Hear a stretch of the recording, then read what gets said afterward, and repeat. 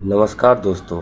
आज का जो विषय है वो बहुत ही गंभीर है, क्योंकि हमने देखा है कुछ दिन पहले न्यायालय द्वारा एक जजमेंट आया जिसमें कोटे में कोटा का प्रावधान दिया गया था, क्रीमी लेयर का प्रावधान लाया गया था। इसके पहले ओबीसी आरक्षण पर भी क्रीमी लेयर का प्रावधान लाया गया, जो कि संविधान संगत नहीं है। सरकार कह रही है कि कोटे में कोटा यानी क्रीमी लेयर का प्रावधान SC ST के लिए नहीं रहेगा, ओबीसी के लिए क्रीमी लेयर क्यों?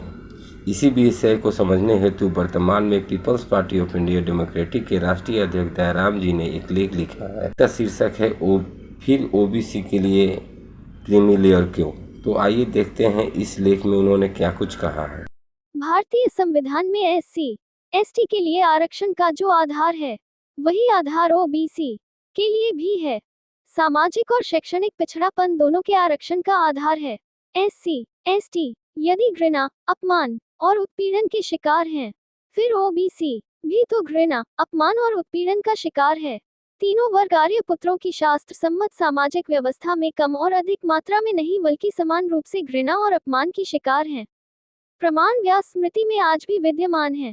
व्यास स्मृति अध्याय 01 श्लोक ने 11 से 14 के अनुसार वर्धकी नापितो गोप आसाप कुंभकारक वणिक किरात कायस्थ मालाकार कुटुंबिन ये चान्य च बहाव शूद्र भिन्न स्वकर्म भी अर्थ बड़ई नाय अहीर आशाप कुम्हार तेली किरात कायस्थ माली और उनके सगोत्रीय सभी अपने भिन्न भिन्न कर्मों से शूद्र OBC हैं।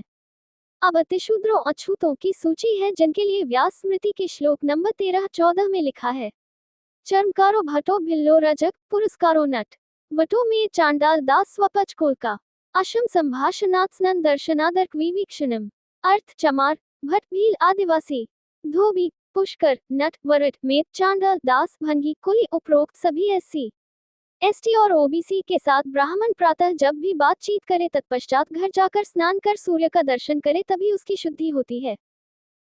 व्यास स्मृति की दृष्टि में सछूत शूद्र और अछूत शूद्र दोनों समान रूप से घृणा के पात्र हैं। डॉक्टर अंबेडकर ने गहन अध्ययन के बाद सरदार वल्लभ भाई पटेल के प्रस्ताव को स्वीकार करते हुए अछूत शूद्रों और सछूत शूद्रों दोनों के लिए आरक्षण का आधार सामाजिक और शैक्षणिक पिछड़ापन स्वीकार किया। मनु ने मनुस्मृति में शूद्रों के लिए शिक्षा और संपत्ति के अधिकार से वंचित किया है, जिसमें सछूत और अछूत शूद्र दोनों आते हैं। अभी 1 अगस्त 2024 को सुप्रीम कोर्ट ने SC ST के आरक्षण में क्रीमी लेयर और कोटे में कोटे का फैसला सुनाया है। जब देश में उक्त आरक्षण के मुद्दे पर हंगामे की स्थिति पैदा हो गई तो कैबिनेट ने फैसला लिया कि SC ST पर क्रीमी लेयर नहीं लगेगा।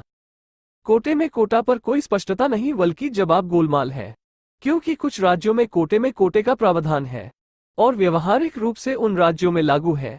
ऐसी स्थिति में कांग्रेस और भाजपा के लिए स्थिति सांप और छछूंदर जैसी हो गई है। अर्थात भई गति सांप छछूदर केरी, अर्थात कहावत है यदि सांप छछूदर को पकड़कर छोड़ दिया तो वो अंधा हो जाएगा और यदि निगल गया तो मर जाएगा। उसके आगे भी खाई और पीछे भी खाई। ऐसे संकट की घड़ी में उसके लिए खतरा ही खतरा है।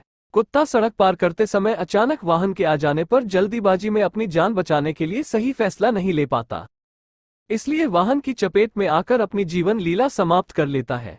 ठीक उसी प्रकार मूल निवासियों में अपने संवैधानिक अधिकारों के प्रति बढ़ती चेतना की वजह से आर्य पुत्रों में बौखलाहट का ग्राफ बढ़ता जा रहा है, जिसके कारण उनकी स्थिति सांप और छछूंदर जैसी हो गई है। वे किंकर्तव्य विमूढ़ की स्थिति में अनाप शनाप फैसले लेना शुरू कर दिया है, जो उनके अधोपतन का संकेत है। लोकतांत्रिक भारत में जहां एक तरफ शासन व्यवस्था संविधान से चल रही है, वहां देश के प्रथम नागरिक तीनों सेना के अध्यक्ष महामहिम राष्ट्रपति के साथ जाति के आधार पर भेदभाव किया जाता है। शपथ से उन्हें गंगाजल और वेद मंत्रों से शुद्ध किया जाता है। उनके मंदिर प्रवेश पर गर्भगृह से उन्हें दूर रखा जाता है। देव दर्शन के बाद मंदिर को गंगा जल से धोया जाता है। अछूत महामहिम राष्ट्रपति को मंदिर में धक्का भी दिया जाता है। प्रमाण के लिए महामहिम राष्ट्रपति रामनाथ कोविंद और महिला राष्ट्रपति श्रीमती द्रौपदी मुर्मू है।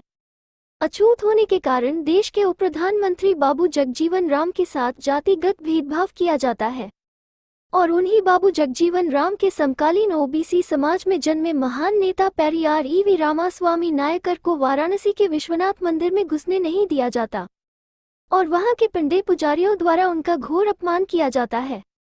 सन 1993 में ओबीसी समाज में जन्मे राजस्थान राज्य के महामहिम राज्यपाल धनिकलाल मंडल को श्रीनाथ द्वार मंदिर में प्रवेश नहीं होने दिया जाता। उन्हें बिना दर्शन के वापस होना पड़ता है। यदि ये हिंदू होते तो उनके साथ हिंदू ही ऐसा व्यवहार क्यों करता? ओबीसी समाज में जन्मे उप्र के पूर्व मुख्यमंत्री अखिलेश यादव से जब वर्तमान मुख्यमंत्री योगी आदित्यनाथ ने कार्यभार संभाला और अपना मुख्यमंत्री आवास खाली किया तो उसे गंगा जल से धोकर पवित्र किया गया। इतना ही नहीं, ब्राह्मणों को अधिक भाव देने वाले पूर्व मुख्यमंत्री अखिलेश यादव जिस मंदिर में देव दर्शन कर लौटे तो ब्राह्मणों ने उस मंदिर को गंगा जल से धोकर पवित्र किया। जिस तरह अछूतों के सम्मानित नेता जाति प्रथा के शिकार हुए, ठीक उसी तरह ओबीसी के सम्मानित नेता भी आज जाति प्रथा के शिकार होते नजर आते हैं। फिर वेपसी, लाचारी तथा अभाव की जिंदगी जी रहे आम सछूत और अछूत शूद्रों के साथ देश में कैसा व्यवहार होता होगा, बड़ी आसानी से समझा जा सकता है। जब अछूत शूद्र और सछूत शूद्र एक ही सिक्के के दो पहलू हैं, अर्थात भारत के मूल निवासी हैं, फिर ओबीसी से क्रिमिलिया का प्रावधान सरकार को उसी तरह हटा देने की घोषणा करनी चाहिए जिस तरह अछूत शूद्रों की क्रिमिलिया को हटाने की घोषणा की है, क्योंकि इनके आरक्षण का आधार आर्थिक पिछड़ापन नहीं है। बड़े आश्चर्य की बात है, देश के सुप्रीम कोर्ट के चीफ जस्टिस DY चंद्रचूड़, जिन्होंने SC/ST के आरक्षण में क्रिमिलिया का प्रावधान किया, वे स्वयं सुप्रीम कोर्ट के 50वें चीफ जस्टिस हैं। इनके पिता सुप्रीम कोर्ट के 16वें चीफ जस्टिस रहे और उनके सुपुत्र अभिनव चंद्रचूड़ मुंबई हाई कोर्ट में वकील हैं। कॉलेजियम जिंदाबाद। आज नहीं तो कल वे भी सुप्रीम कोर्ट पहुंच ही जाएंगे। सभी के सभी क्रिमिलेयर, फिर भी वे क्रिमिलेयर नहीं।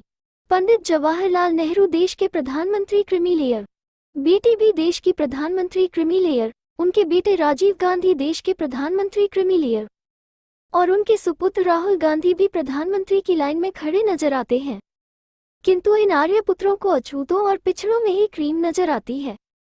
इन्हीं आर्यपुत्रों की कृपा से सारे संवैधानिक पदों पर आर्यों के वंशजों का कब्जा है, जिनकी चाटुकारिता में लगकर अछूत और पिछड़े वर्ग के नेता अपने समाज का भविष्य चौपट करने में लगे हुए हैं। जिस दिन मूल निवासी समाज के नेता जाति को जमात में बदलने के लिए कृतसंकल्प हो जाएंगे, अर्थात जाति की पहचान को नकार कर मूल निवासी पहचान अंगीकृत कर लेंगे, उन्हें शासक जमात बनने से कोई नहीं रोक सकता। व्यास स्मृति के उक्त श्लोक से जातियों के सामाजिक ध्रुवीकरण का रास्ता भी प्रशस्त होता है। ये तभी संभव होगा जब मूल निवासियों में एकता का भाव पैदा हो, तभी मूल निवासियों का राज मूल निवासियों के द्वारा होगा, तभी भारत के समस्त नागरिकों को सामाजिक, आर्थिक और राजनीतिक न्याय मिल सकेगा। धन्यवाद। ये लेख कैसा लगा अपना राय जरूर दें, लाइक शेयर कमेंट के माध्यम से।